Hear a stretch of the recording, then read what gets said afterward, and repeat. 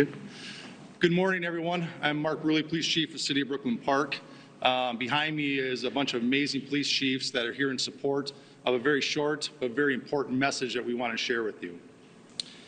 What you won't hear from any of us today is rhetoric of abolish ICE or that there shouldn't be immigration enforcement. The truth is, immigration enforcement is necessary for our national security and for local security. But how it's done is extremely important.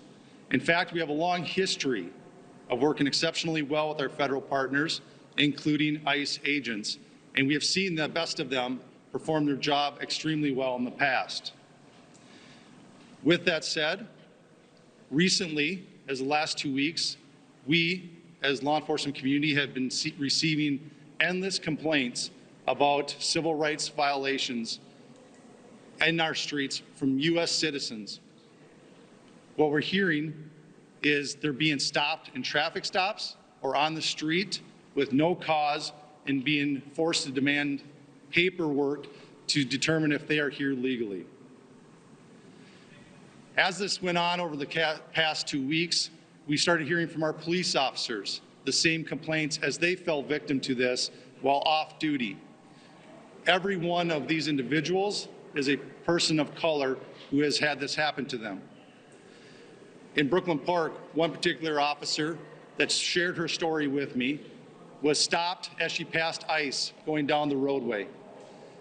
When they boxed her in, they demanded her paperwork, of which she's a U.S. citizen and clearly would not have any paperwork. When she became concerned about the rhetoric and the way she was being treated, she pulled out her phone.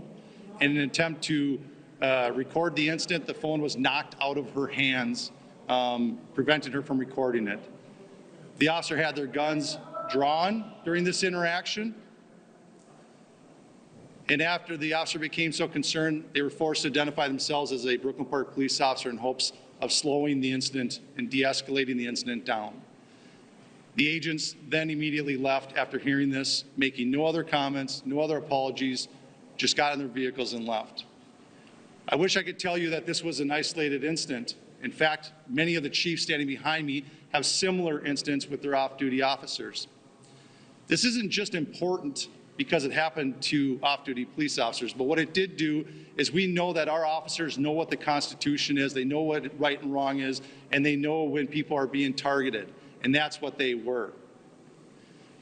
If it is happening to our officers, it pains me to think of how many of our community members are falling victim to this every day.